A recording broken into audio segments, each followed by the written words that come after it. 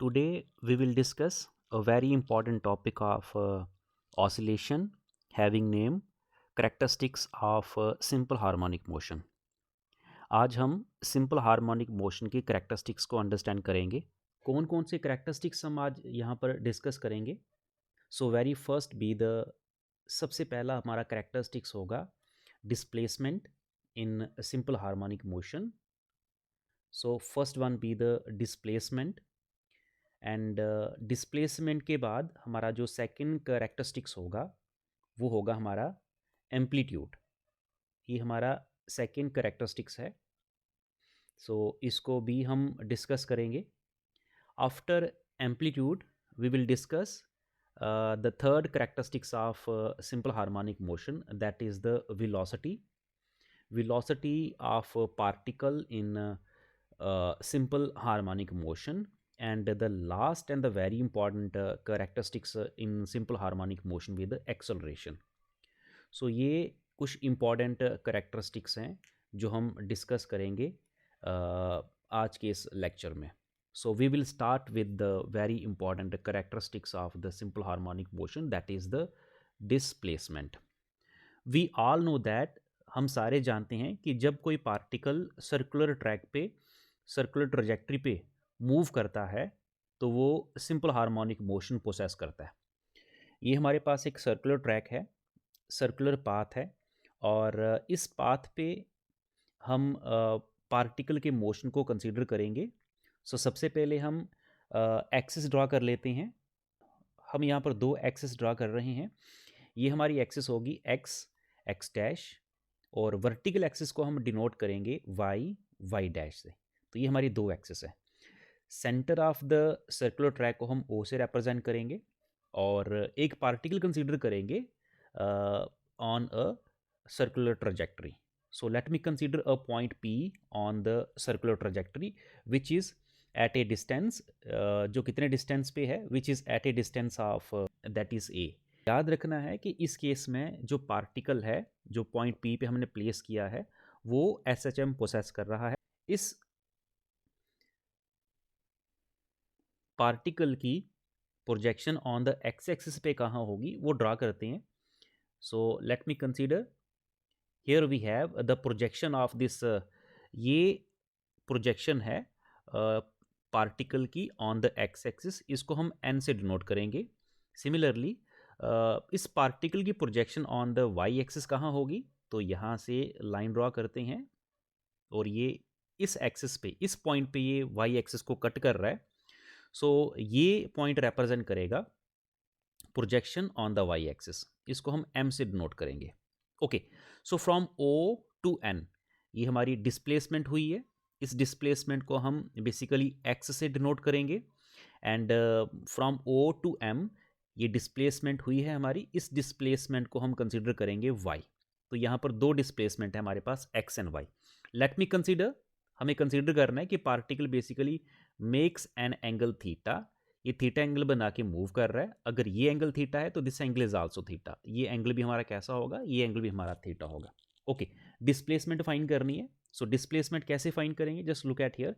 ये x distance from O is consider as a displacement, ये हमारी डिस्प्लेसमेंट होगी. एंड वाई भी हमारी डिस्प्लेसमेंट है फ्रॉम द पॉइंट ओ. तो सबसे पहले हम डिस्प्लेसमेंट वाई फाइंड करेंगे, उसके बाद डिस्प्लेसमेंट एक्स फाइंड करेंगे.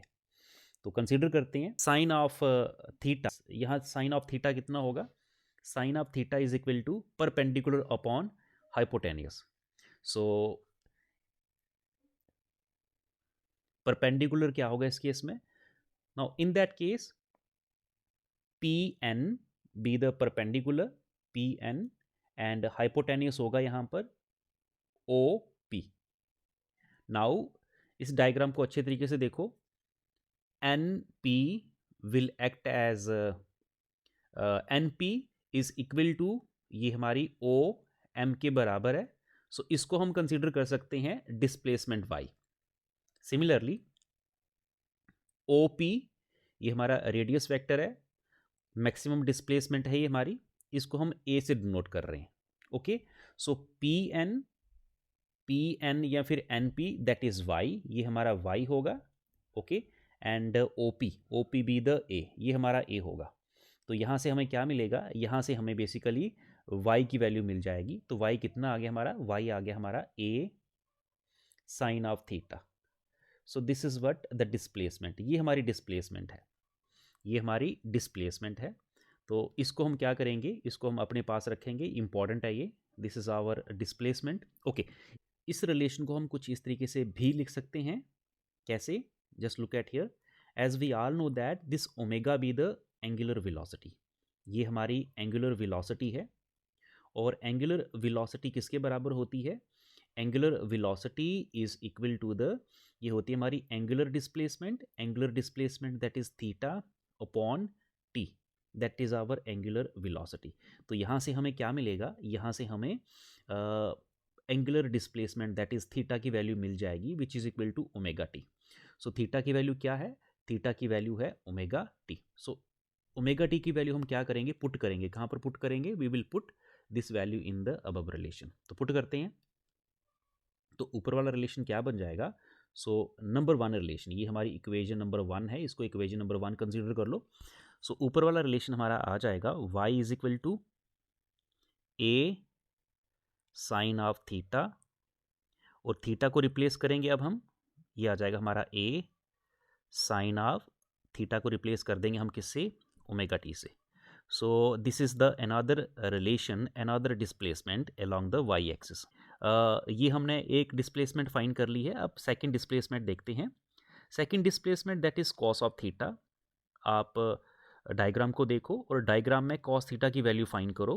कॉस थीटा होता है हमारा बेस अपॉन हाइपोटेनियस, तो यहाँ जो बेस होगा that will be O N, okay. और हाइपोटेनियस कितना है, हाइपोटेनियस है हमारा ओ एन पी। याद रखना है आपको, डायग्राम अगर आप देखोगे तो O N is equal to P M, और ये किसके बराबर है, that is equal to x. So O N की वैल्यू हो जाएगी हमारी एक्स अपॉन ओ पी की वैल्यू है हमारी कितनी, ए। सो यहाँ से x की वैल्यू कितनी मिल जाएगी हमें, यहाँ से हमें x की वैल्यू मिल जाएगी a कॉस ऑफ थीटा, और थीटा की वैल्यू कितनी होती है, थीटा की वैल्यू हमें पता है, ये होती है omega T.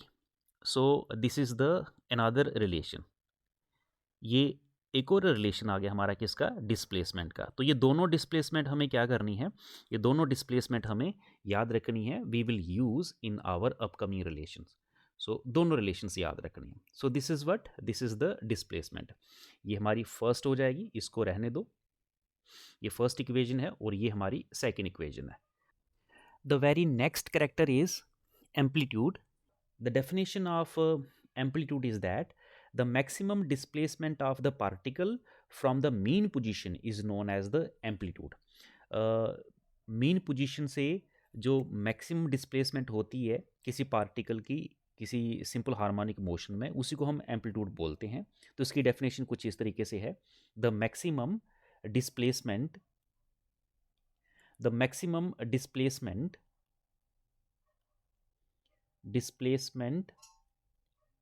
of a particle from the mean position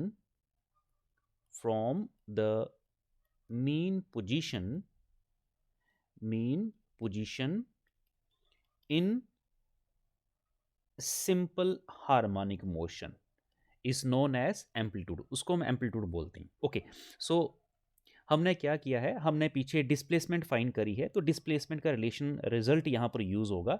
this is the displacement which is equal to a sine of theta और a sine of omega t. This is the first type of displacement, and the second type of displacement is x is equal to x हो जाएगी हमारी, that is a cos of theta, and theta जो है हमारा वो है omega t. सो इस relation को हम ऐसे लिख सकते हैं, ए कॉस ऑफ ओमेगा टी।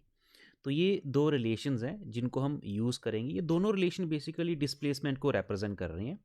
हमें एम्पलीट्यूड फाइंड करना है, तो एम्पलीट्यूड का क्या मतलब होता है, जो मैक्सिमम डिस्प्लेसमेंट होती है, मैक्सिमम डिस्प्लेसमेंट को ही हम क्या बोलते हैं, एम्पलीट्यूड बोलते हैं। तो y हमारी डिस्प्लेसमेंट है, x भी हमारी डिस्प्लेसमेंट है। ओके, सो ये मैक्सिमम कब होगी, ये देखिए आप, ये डिस्प्लेसमेंट हमारी मैक्सिमम कब होगी। तो यहाँ देखिए वाई ये हमारी डिस्प्लेसमेंट है, y will be maximum, y हमारा मैक्सिमम कब होगा? अगर आप वाई के रिलेशन को देखो तो इसमें आपको एंगल नजर आएगा, फंक्शन नजर आएगा, पीरियोडिक फंक्शन नजर आएगा, that is sine of omega t. Okay, so y that is the displacement will be maximum only when, कब? ओनली व्हेन, जब क्या हो? जब आपका ये साइन ऑफ ओमेगा टी जिसको हम थीटा बोलते हैं, जब ये हमारा क्या होगा? जब ये हमारा मैक्सिमम होगा। मैक्सिमम का क्या मतलब है? साइन थीटा मैक्सिमम का ये मतलब है, साइन थीटा की मैक्सिमम वैल्यू कितनी होती है? +1 होती है। ओके, तो +1 वैल्यू साइन की कितनी डिग्री पे होती है? ये हमारी होती है 90 डिग्री पे। तो यहां लिख सकते हैं साइन ऑफ 90 डिग्री π/2। सो यहां से हमने ये अंडरस्टैंड किया कि जो एंगल होना चाहिए मैक्सिमम डिस्प्लेसमेंट पे वो कितना होना चाहिए? Angle should be 90 degree, angle हमारा 90 डिग्री होना चाहिए। अगर 90 डिग्री एंगल होगा तो हमें मैक्सिमम डिस्प्लेसमेंट मिलेगी। Okay, so theta should be 90 degree. चलो अंडरस्टैंड करते हैं इसको, इसको पुट करके देखते हैं। So y is equal to a sine of omega t. Okay, omega t की वैल्यू हम 90 पुट करेंगे, so a sine of 90, sine 90 हमारा 1 होता है, तो डिस्प्लेसमेंट कितनी आ जाएगी? Only A. So therefore y is equal to A, A. Okay, so this is what, this is the maximum displacement, ये हमारी मैक्सिमम डिस्प्लेसमेंट है। और इसी को हम क्या कंसीडर करेंगे? इसी को हम एम्पलीट्यूड कंसीडर करेंगे, तो ये हमारा आ जाएगा एम्पलीट्यूड। सो मैक्सिमम डिस्प्लेसमेंट को ही हम क्या बोलते हैं? एम्पलीट्यूड बोलते हैं। हमारे पास सेकंड डिस्प्लेसमेंट भी है, वो है हमारी एक्स। सो एक्स का भी देख लेते हैं। X is equal to a cos of theta, इस केस में हम थीटा कंसीडर करेंगे। तो याद रखना है आपको, this x will be maximum, ये हमारा एक्स मैक्सिमम कब होगा? एक्स विल बी मैक्सिमम, ये तब मैक्सिमम होगा अगर आप x की वैल्यू देखो तो इसमें आपको कॉस ऑफ थीटा नजर आएगा। ये कब मैक्सिमम होगा? जब कॉस ऑफ थीटा की वैल्यू मैक्सिमम होगी। मैक्सिमम मतलब 1 होगी, +1 होगी। Okay, so cos of theta हमारा 1 कब होता है? जब कॉस हमारा 0 डिग्री होगा। ओके, तो यहाँ से थीटा की वैल्यू कितनी आ गई? यहाँ से थीटा की वैल्यू आ गई हमारी 0 डिग्री। ओके, तो याद रखना है सेकेंड केस में हमें मैक्सिमम डिस्प्लेसमेंट कब मिलेगी? जब थीटा हमारा 0 डिग्री होगा। तो इसमें अगर हम पुट करें, इसमें अगर हम पुट करें 0 डिग्री की वैल्यू तो कितना आएगा? ए कॉस 0, कॉस 0 1 होता है, तो ये 1 हो जाएगा हमारा, that will be equal to 1। तो x कितना आ जाएगा? x आ जाएगा हमारे पास a, और a हमारी क्या है? मैक्सिमम डिस्प्लेसमेंट है, याद रखना है ये हमारी मैक्सिमम डिस्प्लेसमेंट है। तो मैक्सिमम डिस्प्लेसमेंट को ही हम क्या बोलते हैं? इसी को बोला जाता है एम्पलीट्यूड, सिंपल। तो हमने एम्पलीट्यूड का मीनिंग अंडरस्टैंड कर लिया और उसकी कंडीशन भी देख ली कि एम्पलीट्यूड हमारा मैक्सिमम कब होता है। Next be the velocity.